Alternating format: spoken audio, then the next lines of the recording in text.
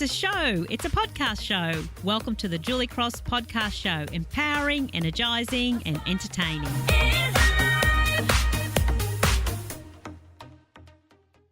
Story time. There's always gifts in a story and a chance encounter. And yesterday I was taking Thomas to the train, and as many of you know, Thomas lives with autism and we're back at school trying to get into the new year, and it's been a bit of a stressful week, I've got to tell you. His new shoes have given him blisters, the train timetable was mucked around, the signals weren't working, a bus caught fire, his bus was late. He forgot his locker key. We had to run back and get his locker key. You know, did I mention that his shoes are hurting his feet? He's stressed. And so when he gets stressed, he takes his stress out of me. So, you know, we revisit the F word, gets used a lot. I'm a big penis again and get reminded about that. And so we're all a bit frazzled. So I say to him yesterday morning, Thomas, I'll take you to the bus station this morning and make sure that your bus comes. So we arrive there and then we get there and then he realises he's forgotten something else. So we have to do a quick trip back home. We grab that, we go back, we get there. I'm sitting on the seat still feeling very frazzled. He's feeling frazzled too and he's pacing with his sore foot and here we are waiting for the bus. And then she came around the corner and she was moving really slowly towards us and I could see she was an elderly lady and she sort of shuffled up and I made room on the seat as she sat down beside me. And she said to me, what bus are you waiting for? And I said, we're waiting for the 680. And she said, well, I'm waiting for the 696. And you see, she said, I can't see very well. And then I noticed that she was wearing a vision impaired badge. And she said, so I have trouble seeing the numbers on the bus. She said, if you see mine come, would you hail it for me? And I said, of course I would. I'm happy to do that. And so she sat there and I sat there and Thomas kept pacing and then his bus came and we got him on the bus. Thank you. And I let out a big breath and then started thinking of all the work I had to do that's waiting for me at home now that he's back at school. There's so much work to do.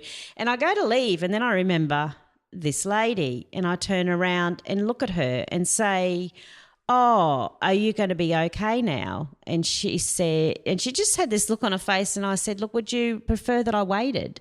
And she said, oh, if you don't mind. Now my head is saying, oh my God, we can't wait. We've got work to do. Get home. But my heart said, sit down. And so sometimes you need to listen to your heart. So I sat down and I find out her name was Marjorie. And today Marjorie is going to visit her mum, who is 106 years old.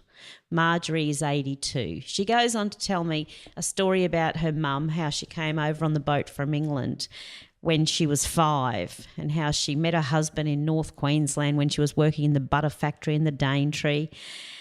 And so I shared this 10 minutes with this lady, delighting me in all her stories about her sprightly mum and her brothers and the life that they had led here. And then her bus came and I got up and hailed the bus and I said goodbye to Marjorie and I thanked her. Now, you may be thinking I did something for her, but you see, Marjorie did something for me because as I left and hopped in the car, I noticed that I felt lighter. I was no longer feeling frazzled and upset and rushed. I felt light. I felt great. And so that's therapy right there. You see, the gift in extending your time to a stranger, offering a moment of kindness is in fact therapy for you when you do that. So the gift wasn't for Marjorie, the gift was for me. And it just, when I squint and look at that situation, it's like the universe put an angel in front of me to grab me and make me sit for a minute to transform my energy into a different place. And she gave me such a gift. And you see, there was no work to get to. In that moment, that was my work. That's what I was there to do in that moment. And I wonder how many moments like that we miss, moments that would be, in fact, moments of therapy for us. And that's through the connecting with each other in that heart space, being human beings, being human. That's what that's about. That's connection. Never underestimate the gifts in a chance encounter like that. Marjorie made my day. Would you like a little bit more sparkle? Then you're invited to download a free poster at juliecross.com.au.